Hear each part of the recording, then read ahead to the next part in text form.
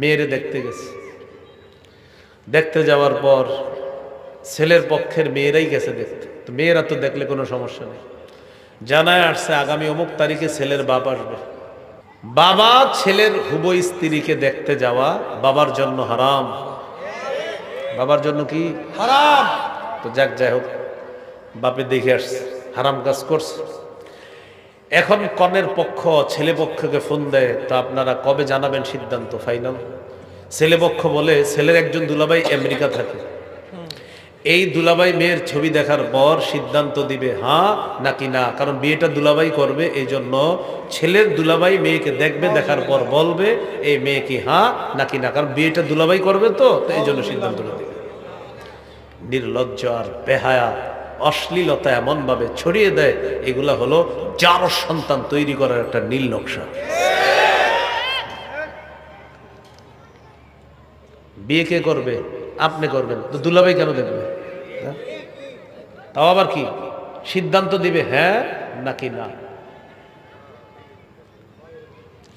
এই জাতীয় সমাজ ব্যবস্থা যদি আপনারা কেউ বলে, আপনার মা বাবা আপনারা বলতে পারে বাবা এটা সামাজিকতা, আপনি বলবেন আম্মা আব্বা সমাজের জন্য আমি আমার রবকে ছাড়তে পারবো না, আমার রবের জন্য এই জাতীয় হাজারো অশ্লীলতাপূর্ণ সমাজ আমি ছাড়তে পারি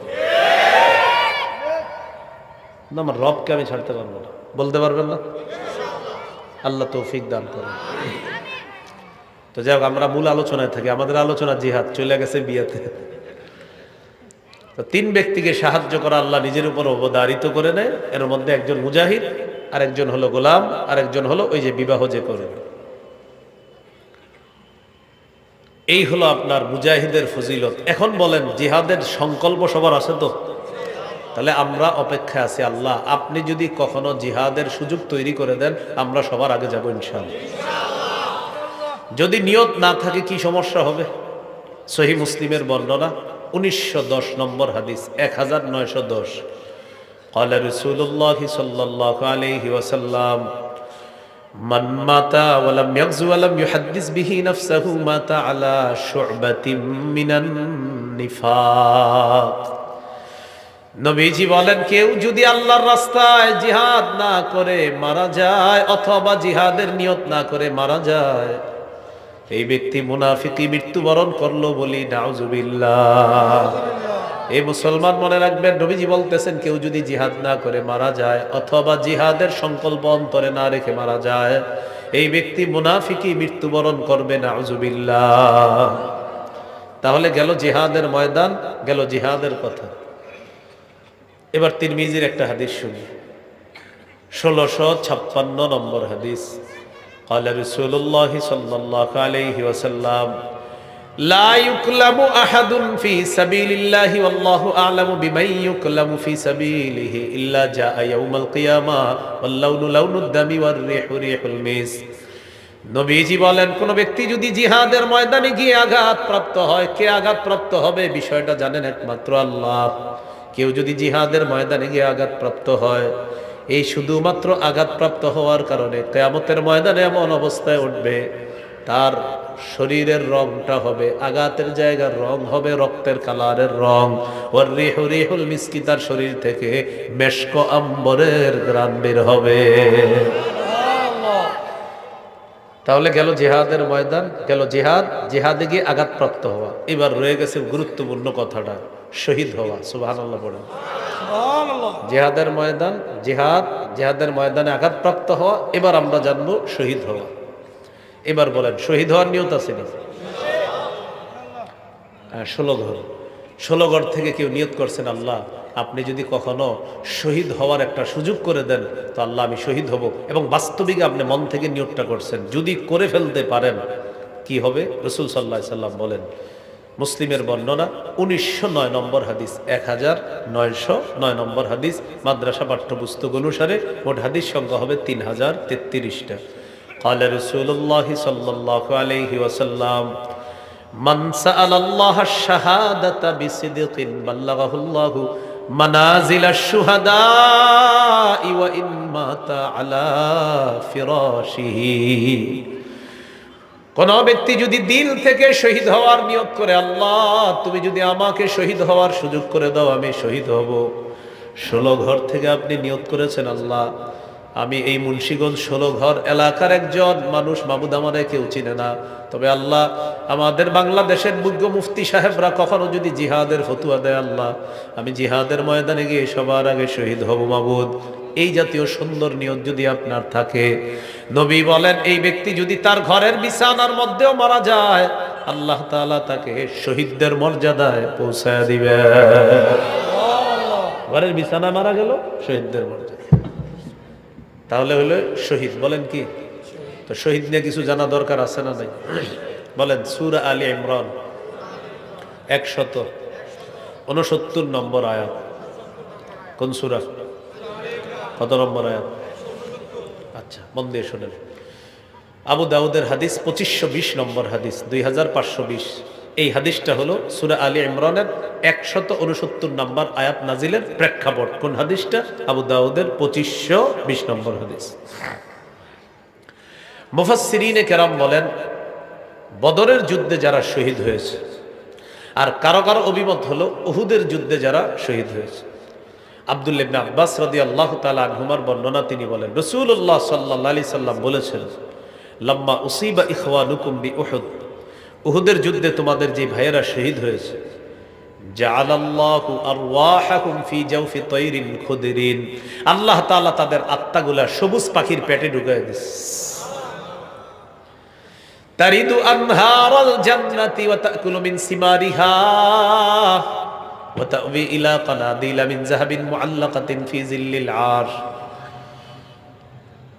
শহীদের এই আত্মাগুলা পাখির পেটের মধ্যে যাওয়ার পর পাখিগুলা জান্নাতের ঝর্ণার উপরে যায়, উড়ে বেড়ায়, জান্নাতের ফলমূল খায়।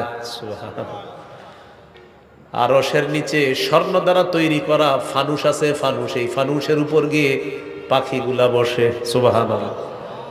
তো পাখিগুলা বসার পর, এই পাখি মানে শহীদরা। কারা? শহীদরা। শহীদের আত্মা যেহেতু ভিতরে, তো শহীদরা বসা আছে। ফালাম্মা ওয়াজাদু তিবা মাকালিহিম ওয়া মাশরাবিহিম ওয়া মাকিলিহিম, শহীদরা যখন দেখলো তাদের মনোভূত খাবার পেয়েছে, মনোভূত বাসস্থান, মনোভূত পানীয় পেয়েছে তারা, তখন তারা আপোষে বলা বলি করে, মাইয়ুবাল্লিগু আন্না ইখওয়ানানা লিআল্লা ইয়াজহাদু ফিল জিহাদ ওয়া লা ইয়ানকুলু ইনদাল হারব। শহীদরা আপোষে বলা বলি করে, আমরা যে এত খুশির মধ্যে আছি, এত নিয়ামতের মধ্যে আছি, আমাদের এই খুশির সংবাদগুলা আমাদের দুনিয়ার ভাইদের কাছে কে পৌঁছায়া দিতে পারবে? শহীদরা বলতেছে। কেন? লিআল্লা ইয়াজহাদু ফিল জিহাদ, আমাদের কথা জানার পর যাতে দুনিয়ার মুমিনরা জিহাদের প্রতি অনাগ্রহ না দেখায়, জিহাদের সময় যেন তারা অলসতা না করে। তারা যদি আমাদের নিয়ামতের কথা জানতে পারে, তাহলে জিহাদের ব্যাপারে তারা আর কি করবে না? অলসতা করবে না। কারা বলতেছে এগুলা? শহীদরা। কোথায়? জান্নাতে। আল্লাহ তাআলা শহীদদেরকে বলে, উবাল্লিগুহুম আনকুম, আমি আল্লাহ তোমাদের বিষয়টা দুনিয়াবাসীকে জানায়া দিব। সুবহানাল্লাহ। আল্লাহ বলেন, আমি তোমাদের বিষয়টা দুনিয়াবাসীকে জানায়া দিব। এবার আল্লাহ তাআলা শহীদের বিষয়টা আমাদেরকে জানানোর জন্য সূরা আলী ইমরানের 169 নম্বর আয়াত নাজিল করে দেয়, ওয়ালা তাহসাবান্নাল্লাযীনা কুতিলু ফি সাবিলিল্লাহি আমওয়াতা বাল আহইয়াউন ইনদা রাব্বিহিম ইউরযাকুন। আল্লাহ তাআলা বলেন, যারা আল্লাহর রাস্তায় শহীদ হয়ে যায় তাদেরকে মৃত মনে করো না, বরং তারা জীবিত, তাদেরকে আল্লাহর কাছে রিজিকের ব্যবস্থা করা হয়। তাহলে শহীদরা জীবিত। শহীদরা কি? জীবিত। মৃত মনে করো না। ফারিহিনা বিমা আতাহুমুল্লাহু মিন ফাদলিহি, আল্লাহ তাআলা তাদেরকে যেই নিয়ামত দান করেছেন, এই নিয়ামত নিয়ে তারা আনন্দিত, তারা উল্লাসিত। সুবহানাল্লাহ। তাহলে শহীদ হওয়ার নিয়ত আছে তো সবার ইনশাআল্লাহ? আল্লাহ তৌফিক দান করেন। এই গেল শাহাদাতের বিষয়টা। তিরমিজির বর্ণনা 1661 নম্বর হাদিস। এই হাদিসের মধ্যে আছে, ক্বালা রাসূলুল্লাহ সাল্লাল্লাহু আলাইহি ওয়াসাল্লাম, মা মিন আহাদিন মিন আহলিল জান্নাতি ইয়াসুররুহু আইয়ারজিআ ইলা দুনিয়া গায়রুশ শাহীদ।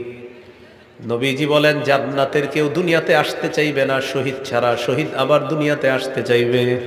কে আসতে চাইবে দুনিয়াতে?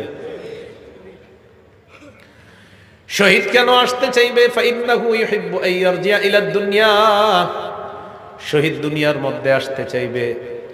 ইয়াকুলু হাত্তা উকতালা 10 মাররাত মিম্মা আ'তাহুল্লাহু মিনাল কারামা, শাহাদাতের যে পুরস্কার আল্লাহ দান করেছেন এই পুরস্কার দেখার পর শহীদের মন চাইবে আমি বারবার দুনিয়াতে যাই, আবার আমাকে শহীদ করে দেওয়া হোক, আবার আল্লাহর কাছে শাহাদাতের পুরস্কারটা নিয়ে নেই। শহীদ চাইবে আমি আবার দুনিয়াতে যাই, আমি আবার শহীদ হব, আমি আবার জিন্দা হব, আমি আবার শহীদ হব। এইভাবে আমাকে 10 বার যদি শহীদ করা হয় আমি চাই আমি দুনিয়াতে যাব, আমাকে শহীদ করা হবে। এইভাবে আমি বারবার দুনিয়াতে যেতে চাই, আমাকে শহীদ করা হবে। তাহলে কি শিখলাম? শহীদ যারা তারা দুনিয়াতে আসতে চাইবে কেন? আবার শহীদ হওয়ার জন্য। এরা দুনিয়াতে আসতে চাইবে কি হওয়ার জন্য? শহীদ হওয়ার জন্য। তিরমিজির বর্ণনা 1663 নম্বর হাদিস, 1663 নম্বর হাদিস। আশ্চর্য একটা হাদিস শুনি আমরা সবাই। এই হাদিসের মধ্যে আছে قال رسول الله صلى الله عليه وسلم, নবীজি বলেন লিশহীদ ইনদাল্লাহি সিত্তু খিসাল, আল্লাহর কাছে শহীদের স্পেশাল 6টা পুরস্কার আছে। কয়টা? 6টা পুরস্কার আছে শহীদের আল্লাহর কাছে। 1 নাম্বার ইউগফারু লাহু ফি আউয়ালি দাফআতিন ইউরা মাকআদুহু মিনাল জান্নাহ। এই যে দেখেন শহীদ মারা যাইতেছে, তার শরীর থেকে প্রথম ফোঁটা রক্তটা পড়ার সাথে সাথে রক্তের ফোঁটা পড়তেছে, একদিক দিয়ে তার গুনাহ মাফ, আর একদিক দিয়ে ওই মুহূর্তেই জান্নাতে তার আসনটা তাকে দেখানো হয়। শহীদ মারা যাইতেছে, শহীদের রক্তের ফোঁটাটা পড়ছে, আল্লাহ জানে সে এখন শহীদ হবে। একদিক দিয়ে তার গুনাহ মাফ, আরেক দিক দিয়ে জান্নাতের আসনটা তাকে দেখানো হচ্ছে। সুবহানাল্লাহ। 2 নাম্বার ওই জারু মিন আযাবিল কবরি, শহীদকে আমরা কবরের মধ্যে দাফন করে দিলাম। নবীজি বলেন ইউজারু ইউজারু ইউজারু মিন আযাবিল কবরি, শহীদকে কবরের আযাব থেকে বাঁচানো হয়ে যায়। 3 নাম্বার ওয়া ইয়ামানু মিনাল ফাজাইল আকবার, কিয়ামতের ময়দানের বিভীষিকাময় মুহূর্ত আর জাহান্নামের আযাব থেকে শহীদ নিরাপত্তা লাভ করবে। আমি আপনি কিয়ামতের ময়দানে কত পেরেশানির মধ্যে থাকবো, নবীজি বলেন শহীদের কোনো পেরেশানি নাই, ভয় নাই, চিন্তাও নাই। আল্লাহ তাআলা আপন জিম্মায় তাকে জান্নাতে প্রবেশ করায়া দিবে। সুবহানাল্লাহ। 4 নাম্বার ইউদাউ আলা রাসিহি তাজুল ওয়াকারিল ইয়াকুতা ফিহা খায়রুম মিনাদ দুনিয়া ওয়া মা ফিহা, জান্নাতের মধ্যে মরমর পাথর আছে, এই পাথর খচিত মুকুট শহীদের মাথায় পরিয়ে দেওয়া হবে। এই পাথর দুনিয়া আর দুনিয়ার মধ্যে যা কিছু আছে সব কিছুর চাইতে এই পাথর আরো বেশি দামি। 5 নাম্বারটা কি বলবো? হ্যাঁ বলেন। ওয়ায়ুযাওয়াজু সিনতাইনি ওয়া সাবঈনা যাওজাতাম মিনাল হুরিল আইন, 72 জন হুরের সাথে শহীদের বিয়ে দেওয়া হবে। 6 নাম্বার ওয়ায়ুশাফাউ ফি 70 মিন আকারিবিহি, শহীদের নিকট আত্মীয়র মধ্যে কমপক্ষে 70 জনের ব্যাপারে তার সুপারিশ আল্লাহ কবুল করবেন। আসেনি শহীদ হওয়ার নিয়ম? হাত নামান। তাহলে 4টা বিষয়, জিহাদের ময়দান, এরপর হলো জিহাদ, এরপর হলো জিহাদের ময়দানে আহত হওয়া, এরপর হলো জিহাদের ময়দানে শহীদ হওয়া। নিয়ত আছে তো ইনশাআল্লাহ? ইনশাআল্লাহ। এবার রয়ে গেল জিহাদের ময়দানে নেতৃত্ব। বলেন কি? নেতৃত্ব। যিনি নেতা হবে তার অনুসরণ করতে হবে, তার আনুগত্য করতে হবে। তো এই আনুগত্য হলো সূরা নিসার 59 নম্বর আয়াতে আছে, ইয়া আইয়ুহাল্লাযীনা আমানু আতিউল্লাহ, হে ইমানদারগণ তোমরা আল্লাহর আনুগত্য করো। 2 নাম্বার আতিউর রাসূল, রাসূলের আনুগত্য করো। 3 নাম্বার উলিল আমরি মিনকুম, তোমাদের মধ্যে যারা শাসক, যারা দায়িত্বশীল, যারা আমির, তাদের আনুগত্য করো। আল্লাহর আনুগত্যে কোনো শর্ত লাগবে না, রাসূলের আনুগত্যে আল্লাহর হুকুমে কোনো শর্ত লাগবে না। তবে শাসকের আনুগত্য, আমিরের আনুগত্য করতে শর্তের প্রয়োজন আছে, আমিরের ইতাআত করতে শর্তের প্রয়োজন আছে। আমিরের আনুগত্য করা যাবে ততক্ষণ যতক্ষণ সে নাফরমানিমূলক কথা না বলবে। আমির যদি নাফরমানিমূলক কথা বলে, কোরআন সুন্নাহর আজাইরা ব্যাখ্যা করে, সে আমিরের কথা শোনাও যাবে না, তাকে মানাও যাবে না। আবার বিষয়টা যদি এমন হয়, সে যদি অটো আমির হয়, তাকে তো মানার কোনো প্রশ্নই হয় না। আর যদি তাকে আমির বানানো হয়, এই বানানো আমিরকেও মানা যাবে না যদি সে নাফরমানিমূলক কথা বলে। বলেন আমার সাথে দলিল, বলেন দলিল। বুখারী ৭,১44 নম্বর হাদিস, বুখারী ৪,৩40 নম্বর হাদিস। এই দুই হাদিসে আছে আমিরকে শর্ত ছাড়া মানা যাবে না। সূরা মাইদা ১০৪ নম্বর আয়াত, সূরা নিসা ৫৯ নম্বর আয়াত, সহিহ বুখারী ৭,১৪৪, সহিহ বুখারী ৪,৩৪০। আমিরকে নিঃশর্তভাবে মানা যাবে না। খালি একটা হাদিস শোনাই, মন দিয়ে হাদিসটা শোনেন, একদম মন দিয়ে শুনবেন। সহিহ বুখারী ৪,৩৪০ নম্বরটা হাদিসটা শোনাই। আলী রাদিয়াল্লাহু তাআলা আনহুর বর্ণনা। বাসান নবী সাল্লাল্লাহু আলাইহি সাল্লাম সারিয়াতান, আল্লাহ রাসূল একটা বাহিনী পাঠাইছে।